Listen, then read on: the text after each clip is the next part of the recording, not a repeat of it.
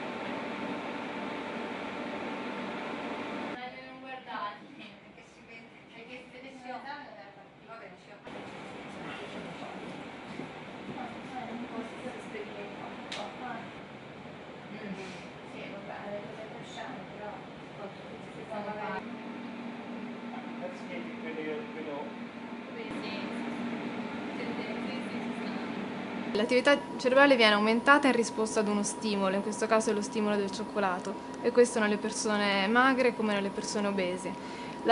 Questo aumento di attività potrebbe essere diversa nel caso che una persona obesa sia o meno dipendente da cibo.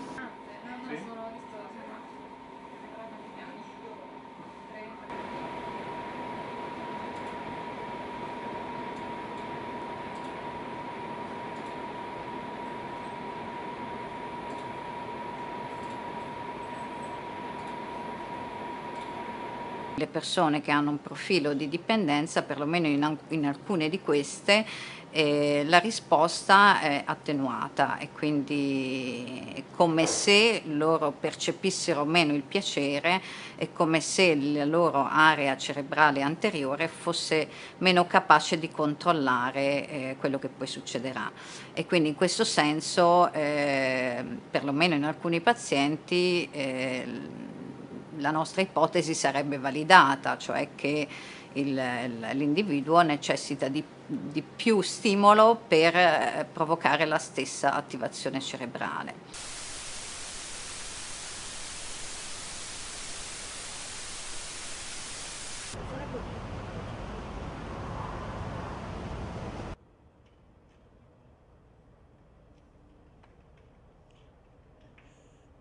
La sélection naturelle de l'être humain s'est faite sur la capacité à savoir très très bien assimiler, à la fois le sucre et les matières grasses. Le problème d'aujourd'hui, c'est que finalement, on a ces éléments en trop grande quantité.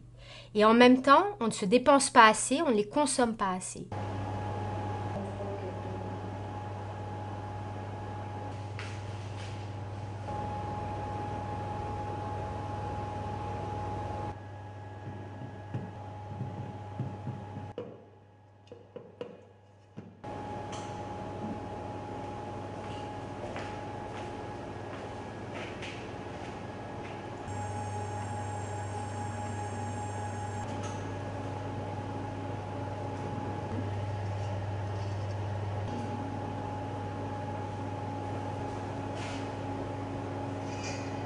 Le challenge pour l'industrie alimentaire, ça sera d'arriver à fabriquer des produits qui soient toujours aussi appétants, mais qui seront moins riches en matières grasses ou moins riches en sucre.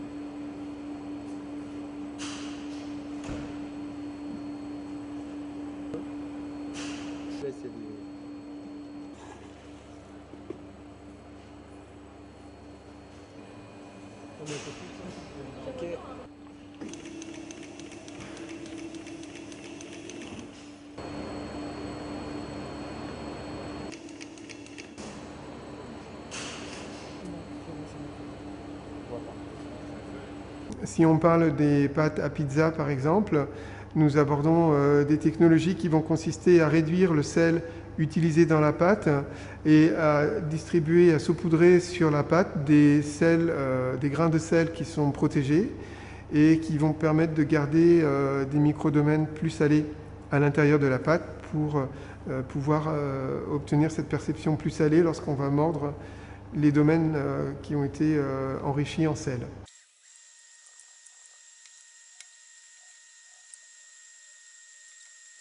C'est vraiment une bonne pizza.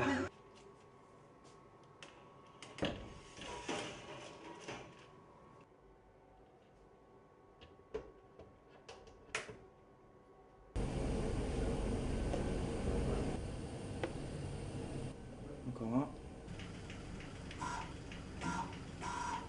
Alors, pourquoi je le Je pense que tu peux faire Je vais faire ma situation. Hein.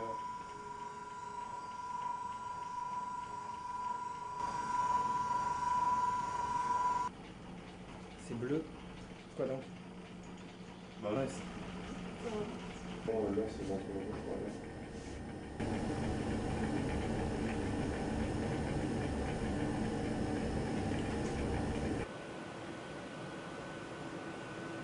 Marie, t'es prête?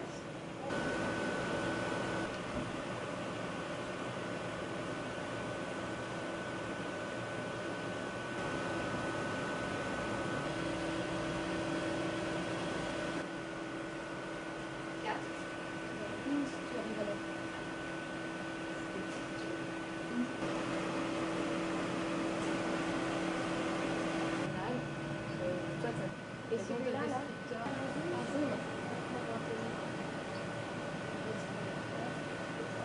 et voilà, je profite afin de voilà, plus comme ça.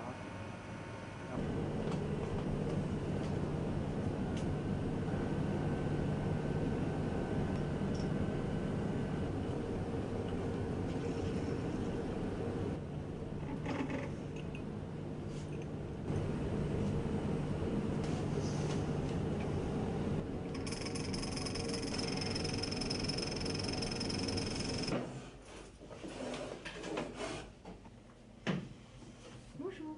Donc vous avez devant vous un morceau de pizza. Je vais vous demander la bouche et dire en quoi ces produits sont différents par exemple. Je vous ai redonné la... Bonjour. Donc aujourd'hui vous allez déguster de la pizza.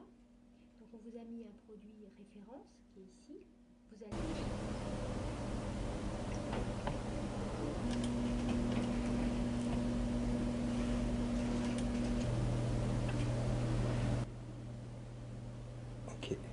Donc le projet peut peut-être effectivement contribuer à moduler ou à réduire les quantités donc, de sucre, de sel ou de matières grasses qui seront consommées, tout en apportant au consommateur une sensation d'un aliment équilibré en fait en goût et acceptable pour le consommateur.